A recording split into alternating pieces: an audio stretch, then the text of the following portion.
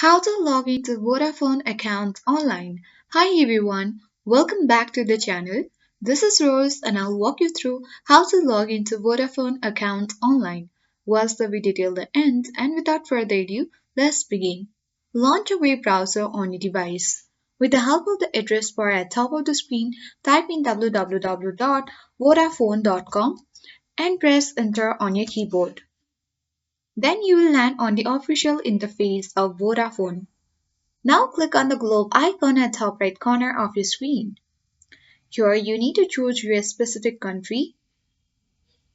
Then you will land on the official interface of Vodafone where you will see the sign in icon at top right corner of your screen. Simply, once it gets fully loaded, you can click on sign in button at top right corner of your screen.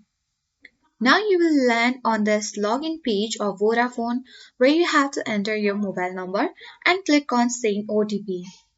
After that, on that particular interface, enter your OTP and then you are good to go. You will successfully log in into Vodafone account online. So I hope this guide was helpful. If it was, then do like, share, comment and don't forget to subscribe. Thank you for watching and I'll see you in the next video.